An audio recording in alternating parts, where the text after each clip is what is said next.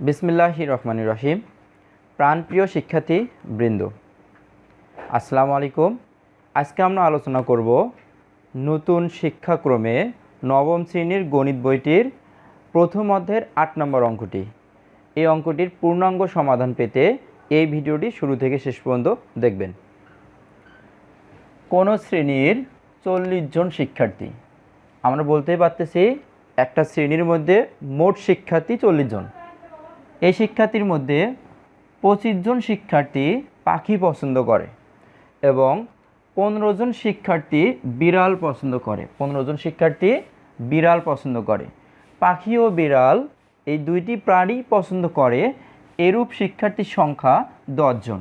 প্রশ্ন হচ্ছে, কতজন শিক্ষার্থী পাখি ও বিড়াল কোনোটিই পছন্দ করে না, তা ভিনচিত্রের মাধ্যমে নির্ণয় করো। আমরা যদি এরকম একটা আয়তাকার বক্স অঙ্কন করি, ইভেন এখানে আমরা বলে দিতে পারি টোটাল, এটা যদি আমরা একটা ক্লাসরুম হিসেবে বিবেচনা করি, এই ক্লাসরুমের মধ্যে টোটাল শিক্ষার্থীর সংখ্যা হচ্ছে 40 জন। আমরা আবার বলতেছি, এটা যদি একটা আমরা ক্লাসরুম হিসেবে বিবেচনা করি, তাহলে ক্লাসরুমের মধ্যে টোটাল শিক্ষার্থীর সংখ্যা কতজন? টোটাল শিক্ষার্থীর সংখ্যা 40 জন। ওকে, এখানে এই 40 জন শিক্ষার্থীর মধ্যে 25 জন শিক্ষার্থী কি পছন্দ করে? পাখি পছন্দ করে। পাখি পছন্দ করে এমন শিক্ষার্থীর সেট আমরা ধরে নিলাম বি। আর বিড়াল পছন্দ করে এমন শিক্ষার্থীর সংখ্যা আমরা এদের একটা সেট, এটা ধরে নিলাম সি। তার মানে আমরা বুঝতে পারতেছি যে বি, এই যে সেটটা আছে, এই বৃত্তাকার বস্তুটা আছে বা বৃত্তাকার জায়গাটার মধ্যে, শুধুমাত্র বৃত্তাকার জায়গাটার মধ্যেই 25 জন শিক্ষার্থী থাকবে। এই 25 জন শিক্ষার্থী কী করে? পাখি পছন্দ করে। আর এই তো সি, এই বৃত্তাকার জায়গাটার মধ্যে আমাদের শিক্ষার্থীর সংখ্যা হবে 15 জন। এই 15 জন শিক্ষার্থী কী পছন্দ করে?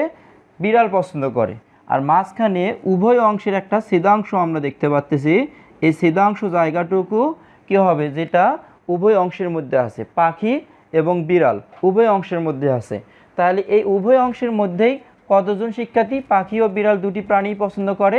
এরূপ শিক্ষার্থীর সংখ্যা হচ্ছে 10 জন। তাহলে আমরা যদি আরেকবার বলি, তাহলে পাখি পছন্দ করে এমন শিক্ষার্থীর সংখ্যা 25 জন এবং বিড়াল পছন্দ করে এমন শিক্ষার্থীর সংখ্যা 15 জন। পাখি এবং বিড়াল দুটি প্রাণী পছন্দ করে এমন শিক্ষার্থীর সংখ্যা 10 জন। তাহলে দেখো, এই 25 জন শিক্ষার্থীর মধ্যে, এটা যদি পুরো বক্সটা 25 জন শিক্ষার্থী হয়, তার মধ্যে কিন্তু আবার 10 জন আছে। তার মানে আমরা এখন বলতে পারি শুধু পাখি পছন্দ করে। আমরা যদি এখানে লিখি, আমরা লিখব পাখি পছন্দ করে। আমরা এখানে লিখব যে পাখি পছন্দ করে এমন শিক্ষার্থীর সেট, এমন শিক্ষার্থীর সেট কতজন? নাম্বার অফ বি ইকুয়াল 25 জন। তাহলে কি বললাম? পাখি পছন্দ করে এমন শিক্ষার্থী set number of B equal 25 জন, মানে টোটাল 25 জন। এই ঘরটার মধ্যে 25 জন, এই 25 জনের মধ্যে কিন্তু 10 জন আছে। আচ্ছা, তারপরে এখন যদি লিখি শুধু পাখি পছন্দ করে, শুধু পাখি পছন্দ করে, শুধু পাখি পছন্দ করে কতজন? শুধু পাখি পছন্দ করে টোটাল আমাদের শিক্ষার্থীর সংখ্যা পাখি পছন্দ করে 25 জন। আর 10 জন শিক্ষার্থী আছে পাখি এবং বিড়াল দুটোই পছন্দ করে। এই 10 জন শিক্ষার্থী কিন্তু 25 জন শিক্ষার্থীর মধ্যে আছে। তার মধ্যে শুধু পাখি পছন্দ করে, বিড়াল পছন্দ করে না। তাহলে এই যে অংশটা আমরা দেখতে পাচ্ছি, এই অংশটা শুধুমাত্র কি করে? পাখি পছন্দ করে। এই অংশটা কিন্তু বিড়ালের অংশ না। আমরা যে অংশটা কি করতেছি, বোল্ড করতেছি, অংশটা কিসের অংশ না? বিড়ালের অংশ না। শুধুমাত্র কি পছন্দ করবে? অংশটার মধ্যে পাখি পছন্দ করবে। ওকে, তাহলে এখন আমরা এটা কিভাবে, এই অংশটুকুর মান আমরা কিভাবে বের করব? টোটাল এই বক্সটার মধ্যে টোটাল শিক্ষার্থীর সংখ্যা 25 জন, আর পাখি পছন্দ করে টোটাল, মানে এই শিক্ষার্থীর এই পুরো বক্সটার মধ্যে টোটাল হচ্ছে আমাদের 25 জন। তার মধ্যে 10 জন আছে, 10 জন শিক্ষার্থী কী করে? বিড়ালও পছন্দ করে এবং পাখিও পছন্দ করে। আর শুধুমাত্র পাখি পছন্দ করে এমন শিক্ষার্থীর সংখ্যা আমরা এই অংশটুকু বাইর করব। তাহলে কি করব? 25 থেকে বাদ দেব 10। তাহলে আমাদের থাকবে কয়জন? 15 জন শিক্ষার্থী, এই 15 জন শিক্ষার্থী কী করে, শুধুমাত্র পাখি পছন্দ করে। তারপরে শুধুমাত্র বা শুধু বিড়াল পছন্দ করে, শুধু বিড়াল পছন্দ করে এমন শিক্ষার্থী কতজন হবে? টোটাল এই বক্সটার মধ্যে মোট শিক্ষার্থী 15 জন, 15 জনের মধ্যে 10 জন আছে। তাহলে এখন আমি শুধু বিড়াল, এই যে অংশটুকু বের করব, এই অংশটুকু কি হবে, শুধুমাত্র বিড়াল পছন্দ করে। টোটাল হলো 15 জন, 15 জনের থেকে আমরা 10 জন বাদ দেব, তাহলে কয়জন থাকলো? 5 জন। এই 5 জন শিক্ষার্থী কি করে, শুধুমাত্র বিড়াল পছন্দ করে। আচ্ছা, এমন হচ্ছে কতজন শিক্ষার্থী পাখি এবং বিড়াল কোনোটি পছন্দ করে না, তো করে না এমনটা বের করব। তাহলে আগে একটা কাজ করি, যে বিড়াল পছন্দ করে, উভয় প্রাণী পছন্দ করে, এবং এই অংশটার মধ্যে কি ক্যাট অর্থাৎ পাখি পছন্দ করে, বিড়াল পছন্দ করে এবং উভয় অংশ পছন্দ করে, এমন শিক্ষার্থী টোটাল কয়জন, এটা আগে আমরা বের করব। তাহলে আমরা যদি এখন লিখি যে কোনো এখানে লিখতে পারি আমরা পাখি পছন্দ করে, আমরা এখানে লিখব যে অন্তত একটি প্রাণী পছন্দ করে, অন্তত একটি প্রাণী পছন্দ করে, অন্তত একটি প্রাণী পছন্দ করে। খেয়াল করো, তাহলে শুধুমাত্র পাখি পছন্দ করে কয়জন? 15 জন। শুধুমাত্র পাখি পছন্দ করে 15 জন। আর শুধুমাত্র বিড়াল পছন্দ করে কয়জন? 5 জন। আর 10 জন শিক্ষার্থী আছে, এই 10 জন শিক্ষার্থী উভয় প্রাণী পছন্দ করে। তাহলে আমরা টোটাল কতজন শিক্ষার্থী পাইলাম? আমরা টোটাল শিক্ষার্থী পাইলাম 30 জন।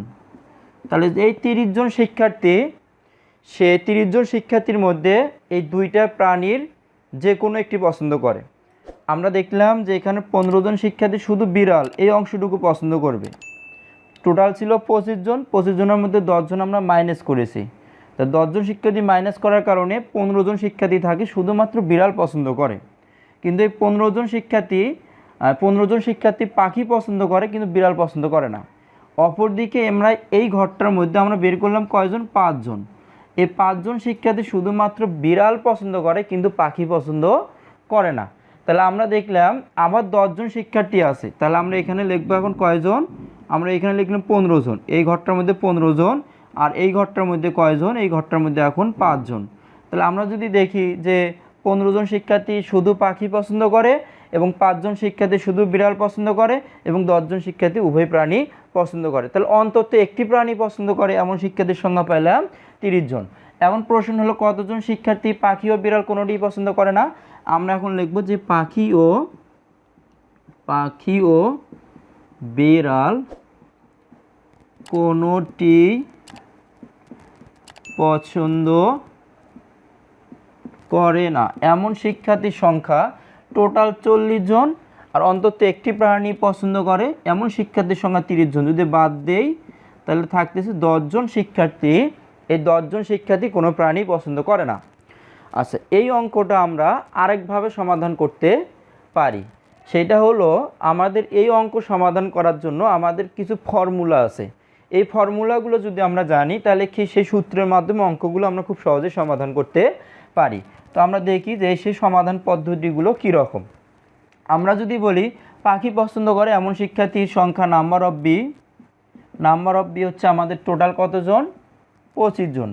ভালো করে বোঝেন যে পাখি পছন্দ করে এমন শিক্ষার্থীর সংখ্যা হলো 25 জন, আর বিড়াল পছন্দ করে এমন শিক্ষার্থীর সংখ্যা হলো 15 জন। ওকে, পাখি এবং বিড়াল দুটি প্রাণী পছন্দ করে এই জায়গাতে, এই দুটি প্রাণী পছন্দ করে number of B intersection C এমন শিক্ষার্থীর সংখ্যা 10 জন।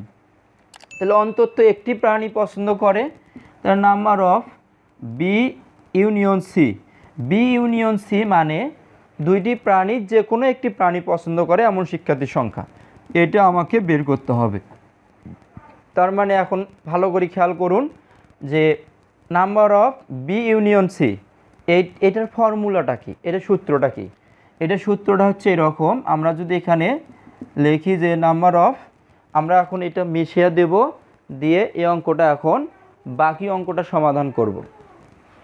ওকে, একটু ধৈর্য সহকারে ভিডিওটি শেষ পর্যন্ত দেখুন, তাহলে এই অংশটা সূত্রের মাধ্যমে যে কিভাবে অঙ্কটি সমাধান করতে হয় সেটা ক্লিয়ার হয়ে যাবে।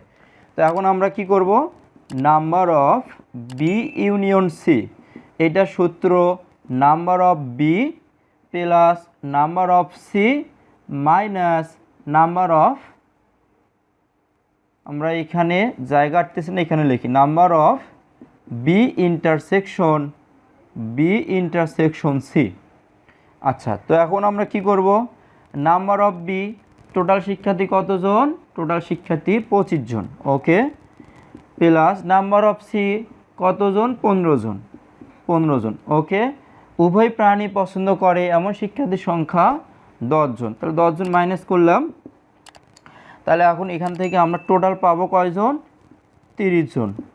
তাহলে এই 30 জন প্রাণী বা এই 30 জন শিক্ষার্থীর মধ্যে 30 জন শিক্ষার্থীর মধ্যে কোনো না কোনো মানে দুইটা প্রাণীর মধ্যে যে কোনো একটা পছন্দ করে এমন শিক্ষার্থীর সংখ্যা 30 জন। তাহলে পাখি ও বিড়াল কোনোটাই পছন্দ করে না, আমরা এখন লিখব এখানে পাখি ও বিড়াল কোনোটি পছন্দ করে না।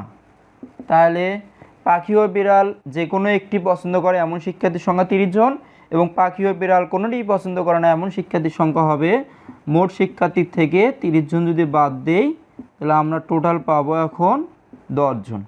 ওকে, পরবর্তী ভিডিও দেখার আমন্ত্রণ জানিয়ে আজকে এখানে শেষ করছি। আসসালামু আলাইকুম।